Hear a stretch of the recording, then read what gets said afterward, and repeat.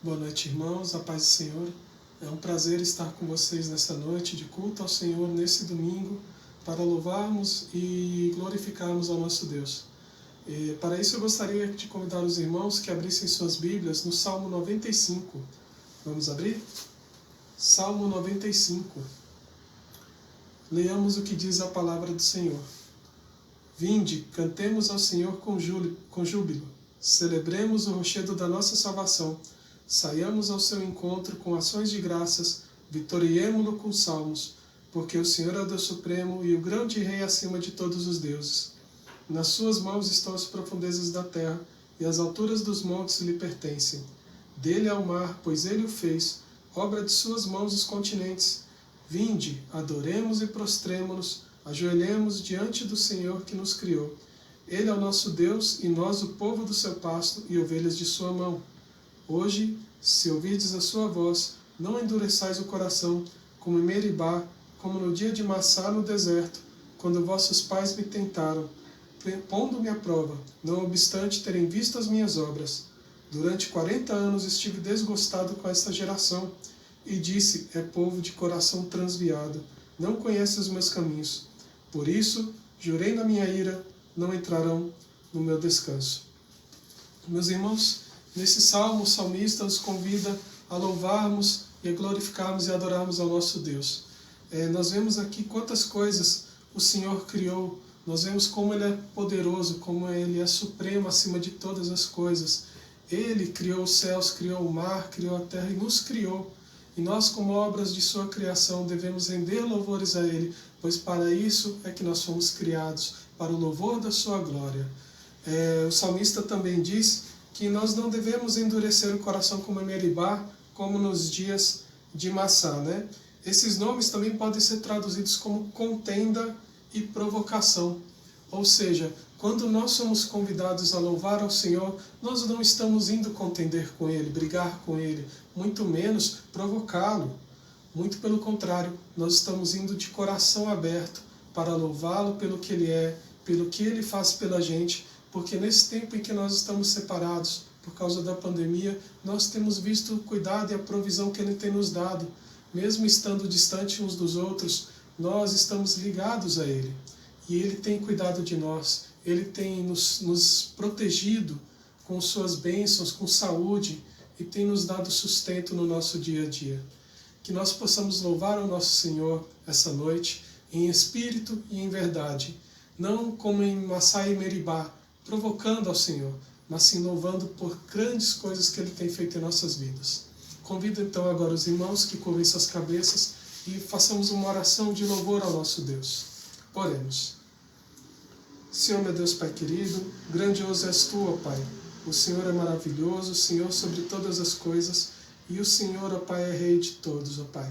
Obrigado, Senhor, pelo Teu cuidado. Obrigado, Senhor, pelo amor que o Senhor tem por nós, por tudo que o Senhor tem feito, ó Pai, cuidado de nós durante esse período de pandemia. Mesmo, ó Pai, estando separados fisicamente uns dos outros, ó Pai, nesses momentos onde nós estamos em nossas casas, que nós possamos, ó Pai, em espírito e em verdade adorar a Ti, ó Pai. Que nós possamos buscar engrandecer o Teu nome e que o Senhor, ó Pai, não permita, ó Pai, que nós possamos sair, ó Pai, desse culto online, meu Deus, sem as Tuas bênçãos, sem poder, ó Pai, ouvir Tua palavra, que ela possa entrar nos nossos corações e ser mais motivo ainda, Pai, de mais júbilo e mais louvores ao Teu nome, ó Pai.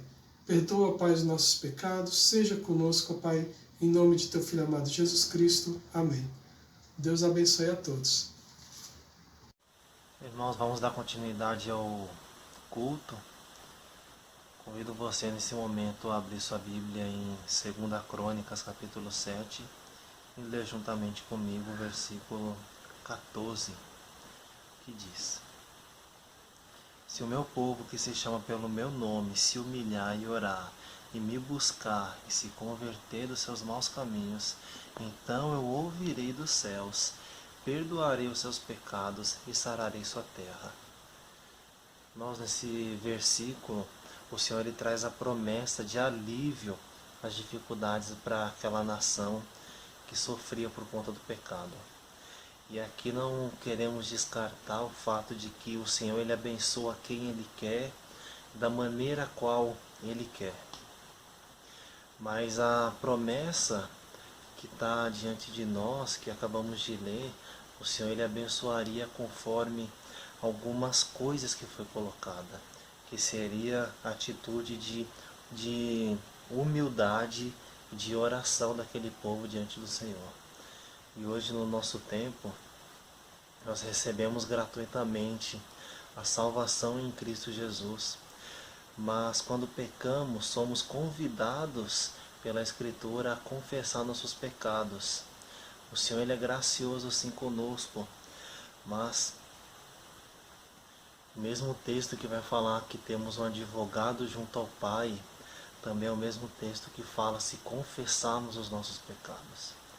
Então, nesse momento eu quero convidar você a orar ao Senhor, confessar o seu pecado, porque é isso que as Escrituras nos pede, nos exige de nós, que nós venhamos até o nosso Deus, confessemos nossos pecados diante dele, confiando na misericórdia e graça de Jesus Cristo. Oremos.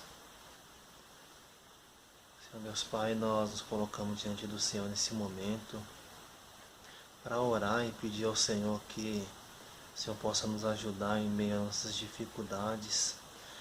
E também nos humilhamos diante do Senhor, porque muitas vezes nós somos fracos diante dessas coisas, das adversidades que vem diante de nós e pecamos contra o Senhor, deixamos a ansiedade tomar conta enquanto o Senhor fala para nós que o Senhor tem cuidado de cada detalhe de nossa vida, nenhum fio se perderá da nossa cabeça se não for da Tua vontade, Pai, mas nós pecamos contra o Senhor quando não confiamos em Ti, ó Deus. Por isso nós te pedimos perdão, que o Seu Espírito Santo possa gerar em nós arrependimento sincero. Nos ajude, ó Deus, a Te buscar sinceramente, com fervor, com sinceridade, com fidelidade, ó Pai. E nos ajuda a nos converter todos os dias, que nós venhamos deixar os pecados que muitas vezes nos assedia todos os dias e venhamos andar, ó Pai, no caminho de santidade, no caminho de obediência, a qual o Senhor quer para nós e é da Tua vontade. Nós clamamos a Ti, confiamos em Ti, ó Deus. Em nome de Jesus Cristo, nós fazemos essa oração. Amém.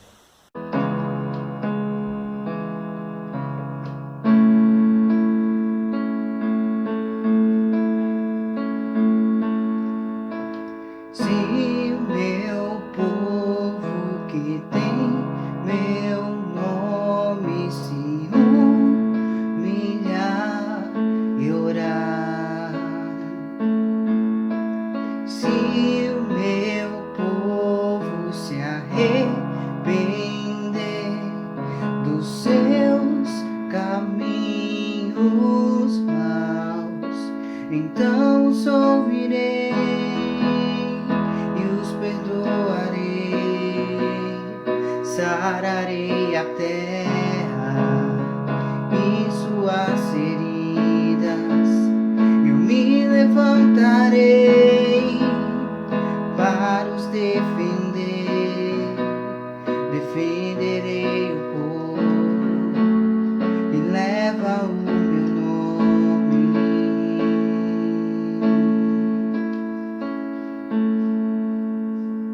Se buscares a minha face ao invés das minhas mãos,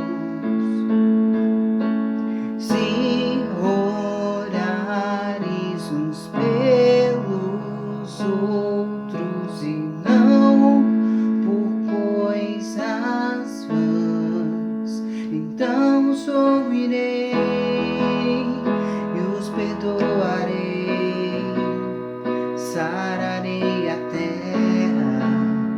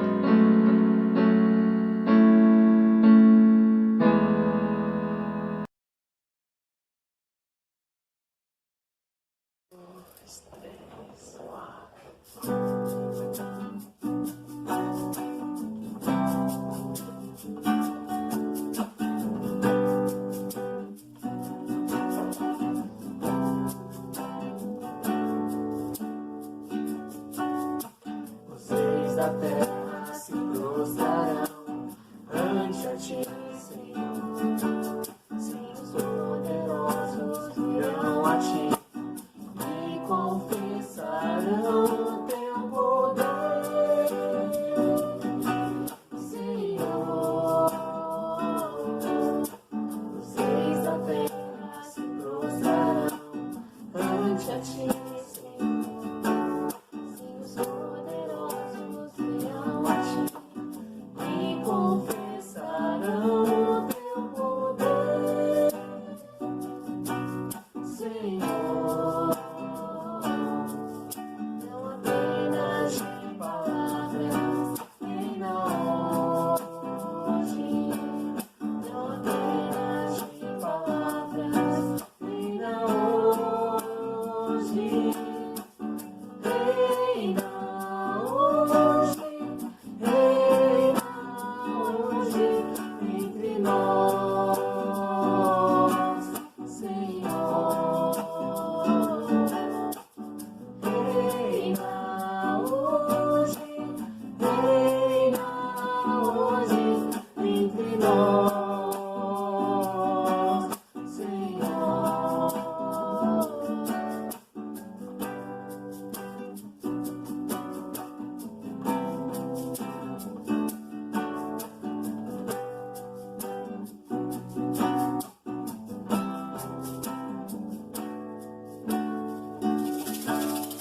Os reis da terra se prostrarão ante a ti, Senhor. Sim, os poderosos virão a ti e confessarão o teu poder, Senhor.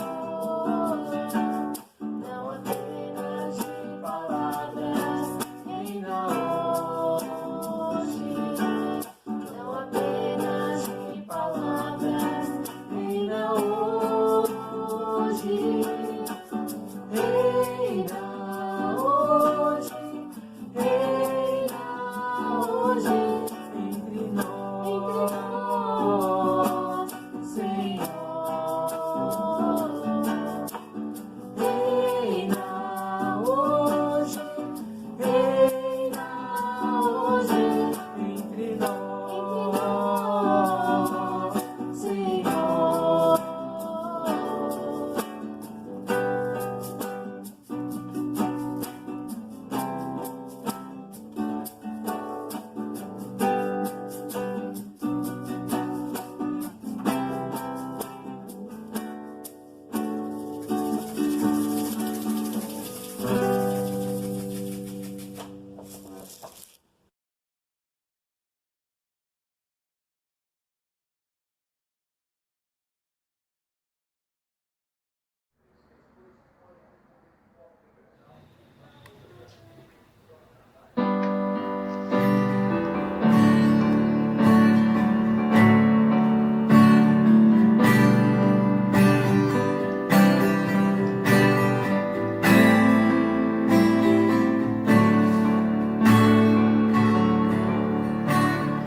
Quão formoso és, Rei do universo, tua glória enche a terra e enche os céus. Tua glória enche a terra, tua glória enche os céus, tua glória enche minha vida, Senhor. Quão formoso és, Rei do universo, tua glória enche a terra e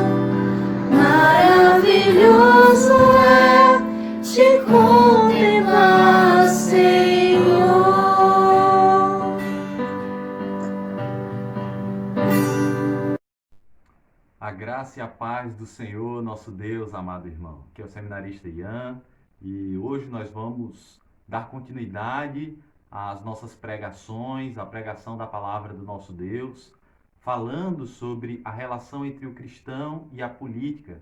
Se você tem acompanhado os devocionais, as pregações da Igreja Presbiteriana Peniel, você perceberá que nós temos estudado esse tema do cristão e da política a partir de Romanos capítulo 13. Então convido você que abra juntamente comigo lá em Romanos capítulo 13. Eu farei a leitura do verso 1 até o verso 7, mas hoje nós vamos nos deter especialmente no versículo 5 do nosso texto. Romanos 13, do 1 ao 7, diz assim: que todos estejam sujeitos a autoridades superiores, porque não há autoridade que não proceda de Deus, e as autoridades que existem foram por ele instituídas. Assim, aquele que se opõe à autoridade resiste à ordenação de Deus, e os que resistem trarão sobre si mesmo condenação. Porque os magistrados não são para o temor quando se faz o bem, e sim quando se faz o mal. Você quer viver sem medo da autoridade? Faça o bem, e você terá o louvor dela, pois a autoridade é ministro de Deus para o teu bem.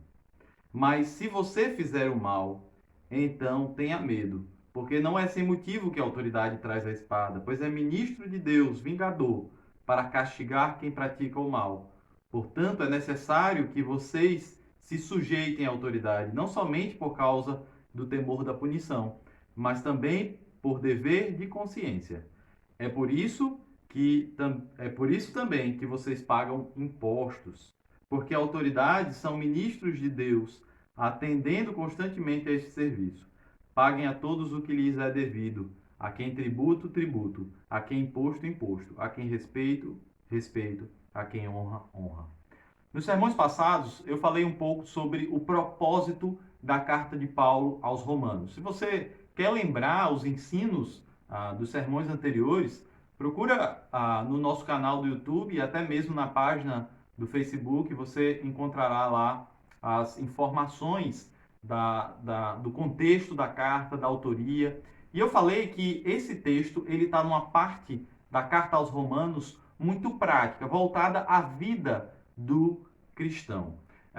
Isso faz com que a gente ache que é muito fácil entender as exortações que aqui estão presentes, que são muito claras e que é simples de serem cumpridas.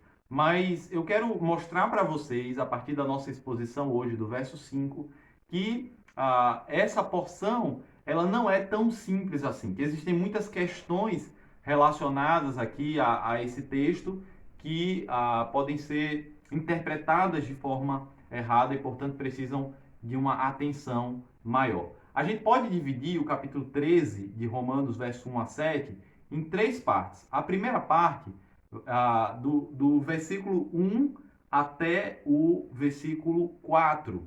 A segunda parte, o versículo 5 sozinho. E a terceira parte, o verso 6 e 7. Do verso 1 até o verso 4, nós temos um mandato geral de submissão a Deus. E duas razões apresentadas aqui. A primeira razão, ela começa no versículo 1 ainda e termina no final do verso 2. Devemos nos submeter às autoridades porque a origem da autoridade é divina. É Deus quem institui a autoridade. Esse é o primeiro grande argumento do apóstolo Paulo, ainda no versículo 1, quando ele fala duas vezes essa mesma razão. O verso de número 2 traz, então, uma inferência muito importante para essa primeira razão. A inferência é, se a autoridade ela é instituída por Deus, pelo próprio Senhor Todo-Poderoso, Criador de todas as coisas, logo, resistir à autoridade ou desobedecer à autoridade é o mesmo que desobedecer e resistir a Deus. É o mesmo que se opor a Deus, porque é Deus quem institui, é Ele quem põe a autoridade ali naquele local. Isso é uma consequência da primeira razão, mas ainda é a primeira razão da submissão à autoridade. A segunda razão, nós falamos no domingo passado, está aí no canal do YouTube, se você não assistiu, vai lá e assiste esse vídeo. A segunda razão é o verso 3 e o verso 4. Por que devemos nos submeter à autoridade? O verso 3 e 4 nos diz que devemos nos submeter à autoridade em função do propósito para o qual a autoridade existe, a saber, para promover o bem. Esse é o propósito da existência da autoridade, promover o bem das pessoas. De maneira que não é próprio para aqueles que vivem para fazer o bem temer as autoridades, porque a autoridade também está para promover o bem. De maneira que o cristão ele não deve necessariamente se opor à política. Isso é muito aplicado à nossa vida e principalmente ao nosso contexto, onde muitas pessoas acham que os cristãos não devem se envolver com a política, como se a política, ela em si só, fosse uma coisa terrível, fosse uma coisa sempre mal, sempre contrário à vontade humana, e isso não é verdade. A origem da política é divina, e mais do que isso, ela serve o propósito, a finalidade, o objetivo é a promoção do bem, especialmente da ordem civil, especialmente a promoção do bem no sentido de refrear o mal, no sentido de punir o homem mau, aquele que faz o que desagrada a Deus. Hoje nós vamos ver o que diz o verso de número 5, apenas o versículo 5, que é uma divisão própria do nosso texto e que,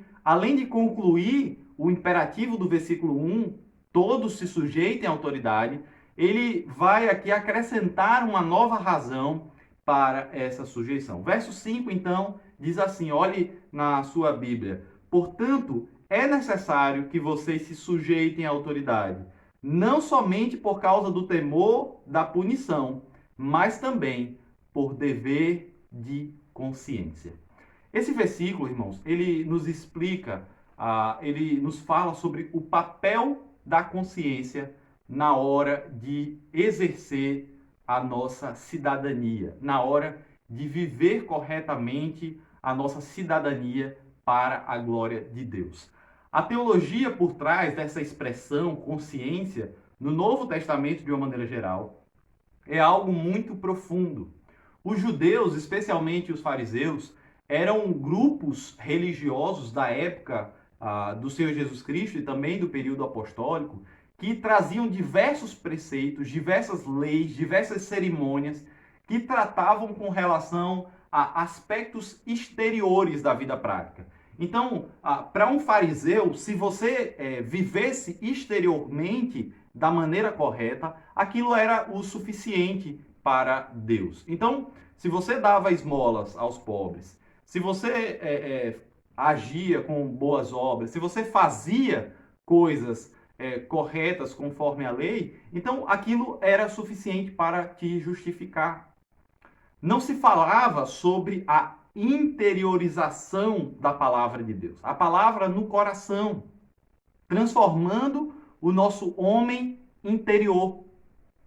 Falava-se apenas sobre os atos da religiosidade, mas não sobre a transformação do coração. E isso levava as pessoas a uma religiosidade incompleta. É por isso que Jesus, ele diz que a boca fala o que o coração está cheio. A boca falar o que o coração está cheio, ou seja, coisas pecaminosas, coisas malvadas, era um reflexo de uma visão religiosa da época, que entendia que as práticas exteriores eram suficientes. Jesus, ele traz uma interpretação da lei que nos ensina a interiorizar os ensinos salvadores do nosso Senhor Jesus Cristo. Então, Jesus Cristo no Sermão da Montanha, por exemplo, comentando os 10 mandamentos e a aplicação que os fariseus faziam na sua época, ele nos diz: os antigos vos diziam, não matarás. Eu, porém, vos digo, se você odiar o seu irmão, você já matou. Ou seja, basta que o seu coração, basta que o seu interior deseje o mal do seu próximo, você já errou. Você já falhou. Você já cometeu o crime que você não deveria cometer. O Senhor também fala no Sermão da Montanha, trazendo uma aplicação ao 10º mandamento, que se alguém olhar para um homem ou para a mulher que não é o seu marido ou a sua esposa e desejá-lo sexualmente no seu coração, esse homem ou essa mulher já adulterou no seu coração. Porque o mandamento de Deus, ele não se refere apenas ao ato externo, mas ao coração, à interiorização do ser. Agora, isso desenvolve aquilo que a gente vai chamar de a teologia paulina, ou a teologia do apóstolo Paulo da consciência. Isso, irmãos, porque a consciência é aquilo que está dentro de nós e que nos acusa de que nós estamos errados ao pensarmos os atos pecaminosos e não só ao agirmos. O livro de Romanos, a carta de Paulo aos Romanos, essa mesma carta que nós estamos estudando sobre o magistrado civil, sobre o cristão e a política, no capítulo de número 2, nos ensina que a lei de Deus, ela está gravada nos corações, de que os gentios, capítulo 2, verso 14, olha comigo, Romanos capítulo 2, verso 14. Quando, pois, os gentios que não têm lei fazem por natureza o que a lei ordena, eles se tornam lei para si mesmos, embora não tenham lei. Aí olha o que diz o versículo 15. Estes mostram a obra da lei gravada no seu coração, o que é confirmado pela consciência deles e pelos seus pensamentos conflitantes, que às vezes os acusam e às vezes os defendem. Vamos entender esse versículo aqui. Então o apóstolo Paulo está dizendo que pessoas que nunca tiveram acesso à lei de Deus conseguem agir em conformidade com a lei. Isso porque tem a norma da lei gravada no coração. Como que alguém que nunca teve acesso à lei de Deus tem a norma da lei gravada no coração? Deus colocou a lei ali. E a consciência é um dos aspectos de ter a lei de Deus gravada no coração. A consciência acusa as pessoas como que aplicando a lei. A consciência ela funciona como uma aplicação da lei do Senhor ao caso concreto. A gente percebe que é errado não se submeter a uma autoridade sobre nós. Não só por causa do temor, é o que diz o versículo 5 de Romanos 13. Não só por causa do temor, mas também por causa da consciência. O temor é o aspecto externo que nos leva a nos submeter à autoridade. O temor é o medo que nós temos de, ao vermos um policial, um guarda, o exército, uma norma, é o medo exterior que nos leva a obedecer. O que a palavra de Deus deseja de nós é que não apenas esse medo exterior nos leve a fazer aquilo que é vontade de Deus, mas que também o nosso homem interior seja transformado para cumprir a palavra de Deus. Aí você pode dizer, Ian, mas o texto não está falando sobre homem exterior e homem interior. Ele está falando sobre consciência e sobre temor. É verdade, mas o texto como um todo aqui, ele tem subentendida a ideia de homem interior. Essa ideia subentendida de homem interior, ela começa no versículo de número 1, no primeiro versículo do nosso texto. Romanos 13, capítulo 1, diz que todos estejam sujeitos a autoridades superiores. Algumas traduções colocam que todo homem esteja sujeito a autoridades superiores. Outras colocam que todas as pessoas estejam sujeitas a autoridades superiores. Mas, literalmente, e algumas traduções mais antigas mantiveram essa literalidade, o que está escrito ali em Romanos 13, capítulo 3, verso 1, é toda alma esteja sujeita à autoridade superior. A palavra, que muitas vezes é traduzida por homem ou pessoa, na verdade é a palavra psique, que dá origem à expressão psicólogo ou psicológico. O psique era aquela expressão da língua grega que representava a alma do indivíduo. O que o apóstolo Paulo está dizendo é que a sujeição do cristão com relação à autoridade constituída por Deus, ela não é apenas exterior, da prática, mas do coração, da consciência, da alma. Toda a alma esteja sujeita à autoridade superior, porque não existe autoridade que não foi instituída por Deus, e a função da autoridade é promover o bem, o teu bem. A autoridade é como que um braço da providência secreta de Deus para abençoar a vida dos cristãos, para executar os desígnios perfeitos de Deus. Isso não significa que as autoridades não errem, mas quando a autoridade erra, aquilo não está fora da providência divina. De maneira que a nossa postura diante da autoridade é uma postura de sujeição. Essa é a regra, irmãos. Existe a exceção, eu citei aqui mais uma vez, Atos 5, 29, e se Deus permitir, nós vamos expor esse texto mais tarde na igreja, mas a regra é essa, a regra é sujeição. Algumas aplicações práticas sobre o dever da consciência no nosso dia a dia. Nós temos vivido tempos de muitas rebeliões com relação às autoridades constituídas por Deus. Algumas pessoas vão às ruas e destroem lojas e destroem viaturas. Acreditam que todos os policiais eles são malvados ou eles existem para promover o mal. E isso, essa postura de rebeldia, é um reflexo de valores oriundos da Revolução Francesa. Valores que dizem que toda autoridade é necessariamente má. De que todo exercício de poder e de força é sempre opressor e nunca para promover o bem. A palavra de Deus, por outro lado, especialmente aqui em Romanos 13, nos ensina que a autoridade ela tem como propósito trazer ordem civil.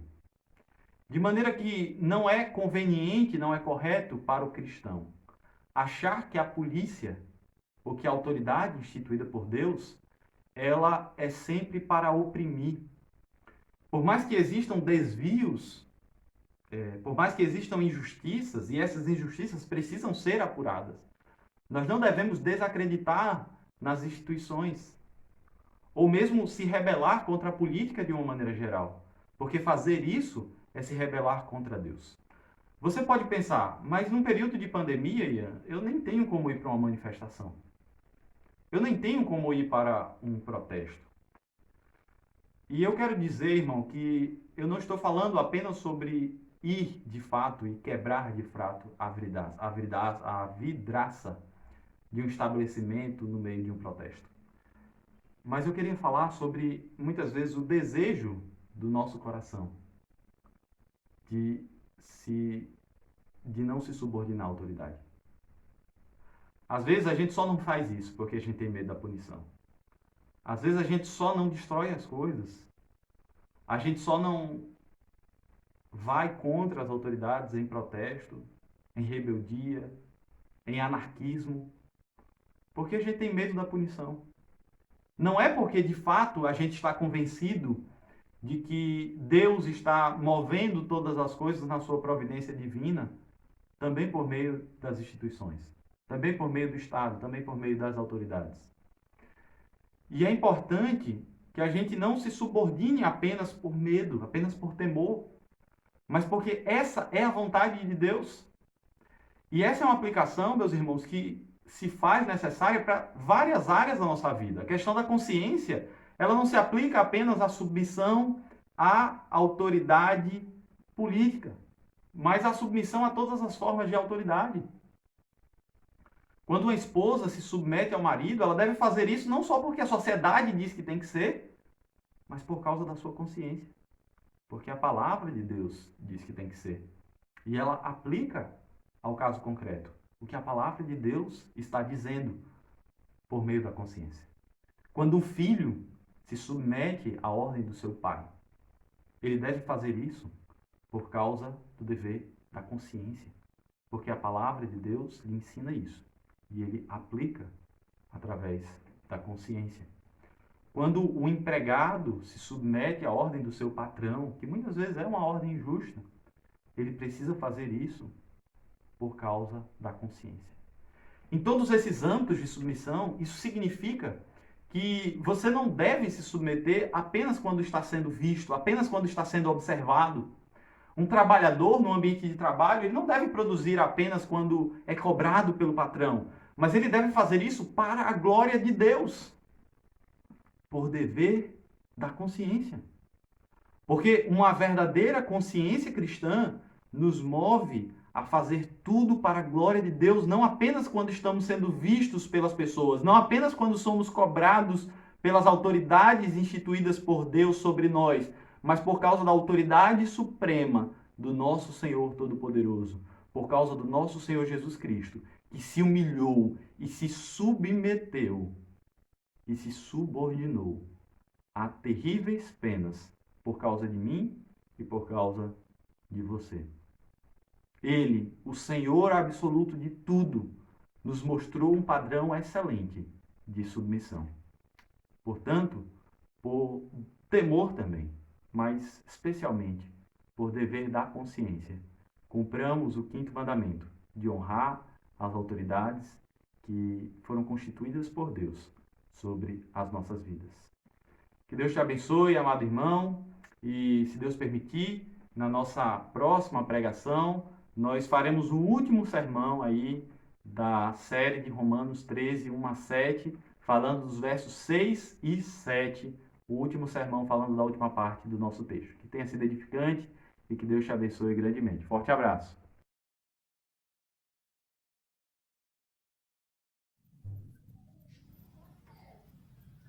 Divino Salvador, contempla com favor nosso país, dá-nos interna paz, governo bom, capaz de daqui satisfaz, sorte feliz. Confiamos só em Ti, vem dominar aqui, ó Rei dos Reis. Dirige o pátrio lar, ensina a governar, conforme o Teu mandar, por justas leis. Ao presidente, ó Deus, inspira desde os céus com teu temor, que possa bem cumprir o seu mandato e ouvir de todo o povo aqui real louvor. A nossa pátria tem sustento e todo bem de Ti, Senhor. Aos pobres dá comer, aos ricos fazem ver como convém viver em mútuo amor.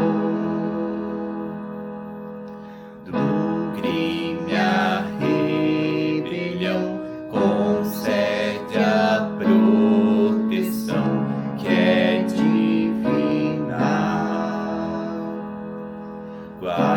Guarda-nos, vem, Senhor, de guerras e terror, sê nosso defensor, desvia do mal. Poder supremo tem, depara os altos bens da salvação.